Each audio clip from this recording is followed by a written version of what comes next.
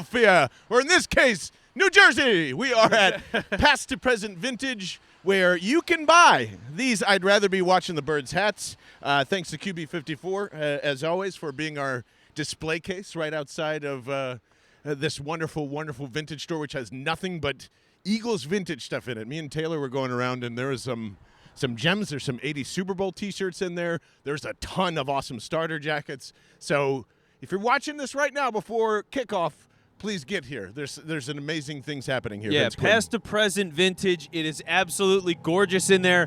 The amount of work that they've put in to find these authentic things for the Eagles is just so cool. All these old jerseys, hats, hoodies, jackets, like everything. It's all in there.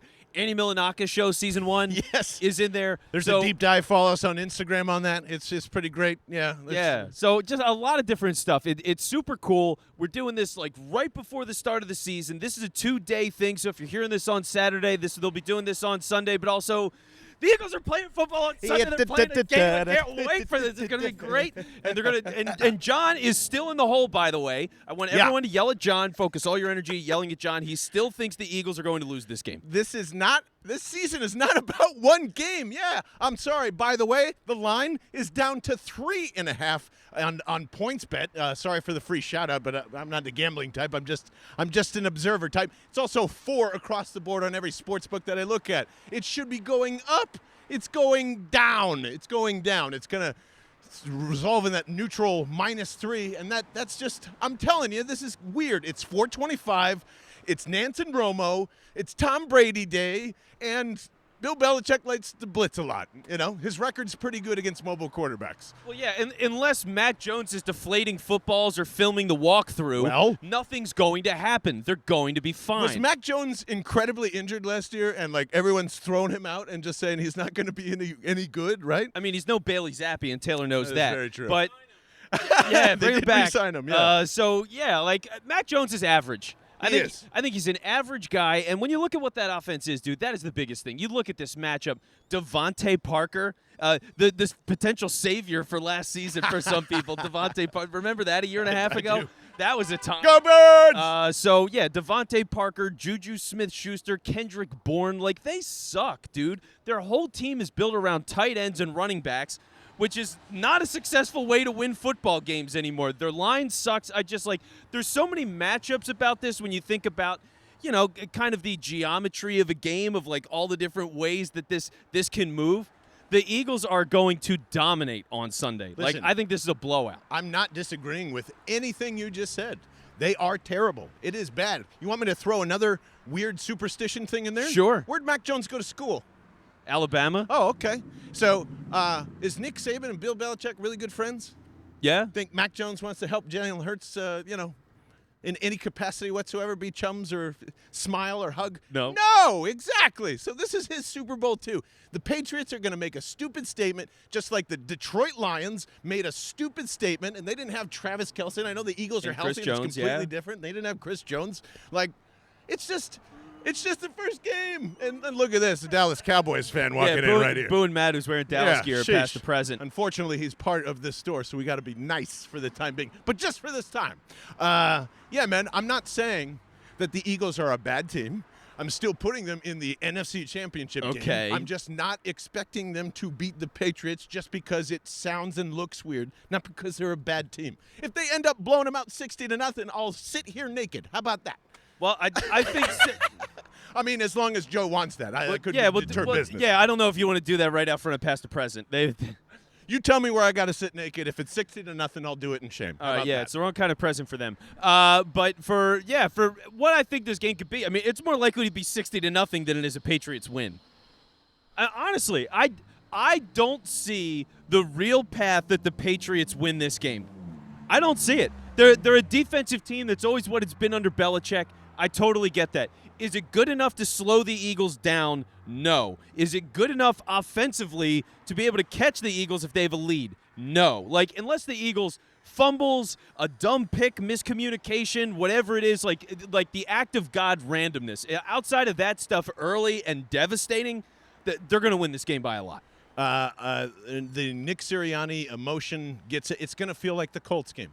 Because that was supposed to be a blowout too. That's what I'm expecting. Is just something that's just supposed to not be how it is. And if it's a 1-point victory, great. We'll all be bitching about it like it's a loss on fucking Monday and Tuesday, and then go kick the shit out of the Vikings and not worry about a thing for like the next 10 weeks, because then they're going to steamroll. But I just don't feel good about this one. That's all. Yeah, I feel great about this one. 5 sacks is the number that's in my head. Who's getting them?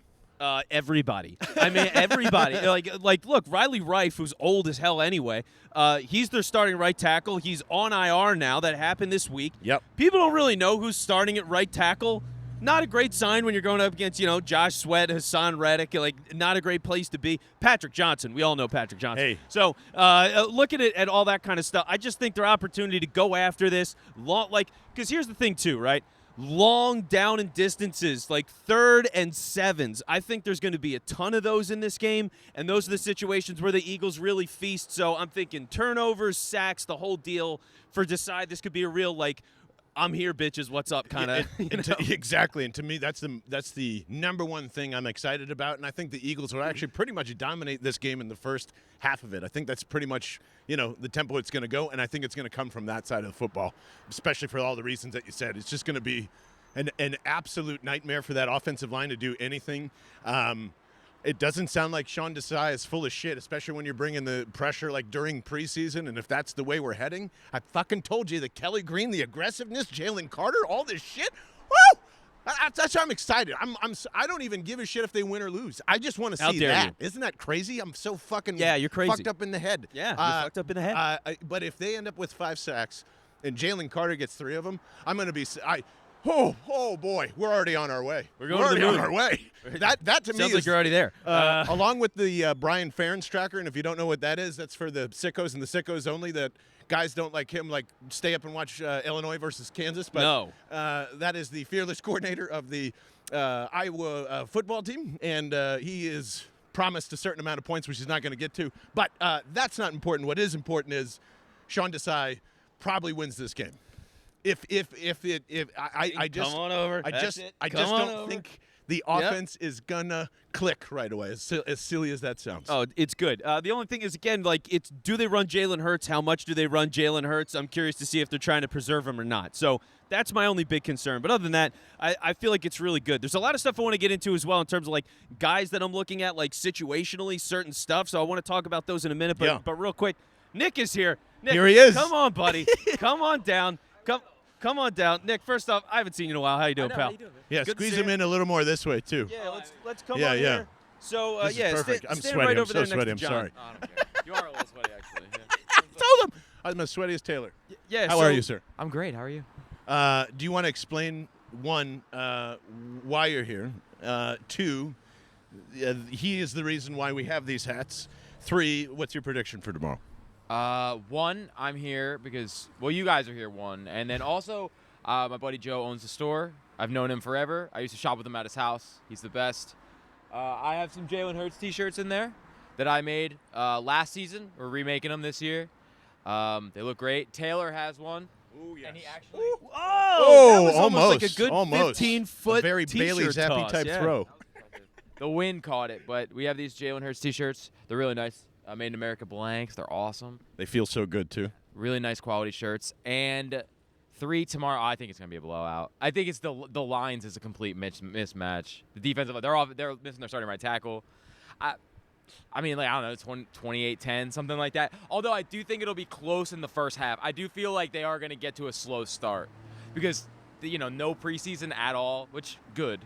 But it does take a little while to just start meshing and gelling and new offensive coordinator and all that stuff. So it's a little Appalachian State-ish, coming into it. So yeah. So let me ask you this, Nick, because you've had a lot of great things going on for you on a personal level. I know you're really busy. That's changed your dynamic a bit in terms of selling gear and where people can buy it. So first off, with the hats, we're selling them right now, limited run right here at Past to Present. But for the shirts and anything else that you make, where can people go get it? So right now, I don't really have a home. This is the only home right now. So if you're looking to buy anything that I have created, it's probably here right now. Great. But other than that, I do freelance graphic design work and all that fun stuff. And yeah, I've been busy. I got a full-time job and stuff. So it hasn't been as open as it used to be. But I'm still around. I'm still doing stuff. I'm still trying to do stuff that I think is cool, and that's all that really Well, matters. yeah, and the stuff is gorgeous, and that's the thing. So, like, for people who are looking for a graphic designer, the shirts, Nick just showed them off on YouTube, absolutely gorgeous. He's designed so much cool stuff over the years. The hats he designed, really, the brainchild between him and Taylor really putting these hats together. I couldn't come up with this shit. Yeah. I point to this hat as if I'm wearing it. I'm not even wearing it right now. You're not gonna say So you're not. I definitely didn't come up with this. But these hats, yeah, I didn't come up. They're absolutely gorgeous. So people who need those, go and get them. Reach out to us. We're going to be selling them in small spots throughout the year. And, Nick, we're just so happy to be doing this with you, man. It's so cool. I love you guys, man. I do. I honestly, I love you guys regardless of working with you or not. I do enjoy both of you. So Yeah. you guys are great guys. Well, we love you and too, Taylor man. too. I was about to say, I don't want to give Taylor no credit because Taylor he's the one, dude. Now, did we get a final score from you? Final score for the game? Yeah, 28-10. 28-10, Something like that. great, yeah. They're not So- gonna be able to score. So that's 100% it. All right. So, Nick, thank you so much, pal. We'll talk Appreciate to it, you buddy. in a couple of minutes after the show. I'll Love be it, buddy. Inside. I'm gonna go. Yes. Yeah, go shop, gonna man. grab so, one of those starter jackets. Yeah, love Nick. Now, okay, so a couple of things I want to get into going into the game. Yeah. Right? So, first thing for me is a guy that we've talked about a lot this offseason. Greg Ward? Oh. He should be on the team. Nakobe Dean, go fucking Ooh, get baby. it, big fella. Ooh, Go baby. fucking get it. Like, think about this, right? First Why week, did you have to bring him up? Can you Yep, stop making yep, me the fucking yep. enemy the day before the fucking Yeah. game? Oh yeah, you're a God. villain, my friend. You're an absolute villain. So what I'm thinking is, okay, look, you've got the new defensive scheme. Desai's aggressive with his linebackers. Yep. He likes sending those guys. Yep. It's a running team. You're going to see a lot of Stevenson. You're going to see a lot of Ezekiel Yep. Elliott, New England Patriot. This is his chance to. If he's going to be a guy that can run around and make plays, this is going to be an opportunity to do it. And so it's a hell of a benchmark game for Nakobe Dean. You better hope that defensive line gets the Ezekiel Elliott first. That's all I'm going to say. I'm going to keep it really nice, okay? I'm going to keep it really nice. John's optimistic. So, all right. And listen, this is a big – this to me is it. This is whether I continue on your guys' train, give him a little time and open up and say, okay, I understand what they're trying to do with the defense now, but I'm telling you, if he doesn't handle a Zeke hit, an old, useless Ezekiel Elliott that's trying to hold on to every last bit with Bill Belichick, he better stand his ground. That's all. That's all. I'm just saying. I don't think he'll ever get in that position because I'm with you. The offensive line is going to get shredded to bits on that side, but hope you're ready, Vince Quinn. Hope you're ready, Mike, Barney, everybody ready. else in the Discord, Ryan. I'm ready. Big fat W, man. That's what it's all about. The biggest, fattest W. So, yeah, that's one of the guys. I mean, obviously you want to see all the rookies and how they play out. Like, is Jalen Carter considered a starter? How many snaps is he getting? Nolan Smith, what's his role going to look Yep. like? Sidney Brown is interesting in this game, right? There's so much to be said about safety. 2 guys, 3 guys. He's been getting a lot of love through training camp. How much does that actually translate through the preseason to the regular season? I want to see how many snaps he gets. So, like, those are the kinds of things that are fascinating to me. But the other thing is just really what we've talked about so much through the course of the entire offseason here and there, which has just been Jalen Hurts, full command of the offense. Are we going to see that? Audibles, moving guys around. Nope, I don't think you are. And that's another reason why I think it's dangerous to get into a matchup with Bill Belichick without hot routes. Unless Brian Johnson has really reached over here, I don't see that happening in at least the first couple of weeks of the season. That might be another Jonathan Gannon advice tool, I guess, for old coach. We'll get into this later. It's not for opening weekend, but yeah, I don't know. I don't think that's gonna operate like that. I don't think he's gonna sit there and call things out. And if he does, man, that's a great step forward, I think, for whoever's kind of controlling the offense here. The thing I'm jacked about, and I don't know if you are, is I'm pretty sure DeAndre Swift is gonna get like 25 touches a game between, passing and running and all that other stuff. There's a reason why they've conserved him in Penny for the most part. I thought it was interesting and fun that, Nick got a little creative with the depth chart and just put all of the running backs in one spot. They're all going to be on the field at the same time. 4 running back system.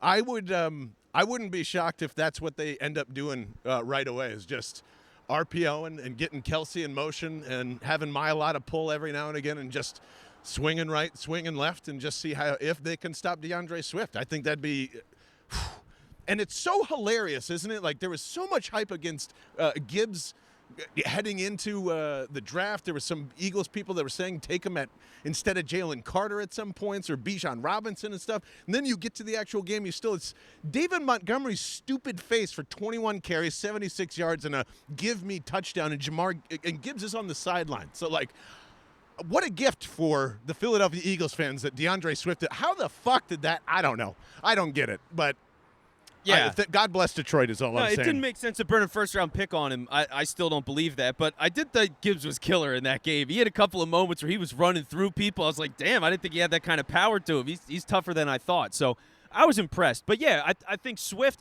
and, like, running backs in the screen game, like in the flat and stuff like that, it wasn't a major factor for this team in the past. It's an element they're really going to lean into, I would hope, this year. So seeing what kind of impact Swift makes as a receiver out of the backfield, I think is going to be really fascinating too. So, like, a lot of good stuff, man. It's all smaller stuff because we know, like, all the big questions got solved last year, in my estimation. So now it's like, all right, well, with all the new pieces, what are you figuring out? How much have they adapted from last year strategically to this year? And that's what this is all about. And to me, the two biggest leaps that you can take, I don't know if there's anything else that A.J. Brown can achieve already. I think he's just going to be that guy for, however long he's in Philly. I am, like, overly excited about Devontae Smith this year.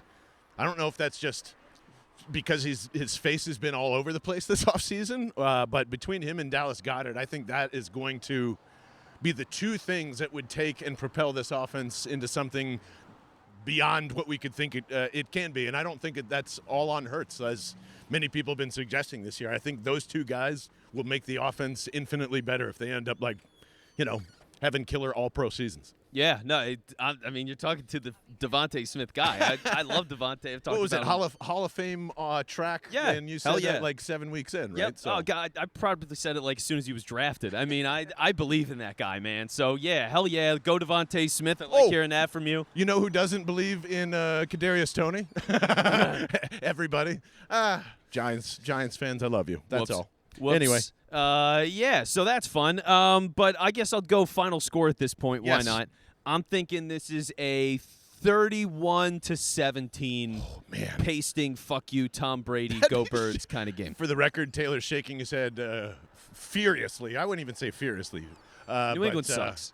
I'm gonna say 23-21 Patriots in the stupidest second half game of fucking all time. And then from then on out, it's 11 wins. It's the NFC Championship game and hopefully a Super Bowl appearance again.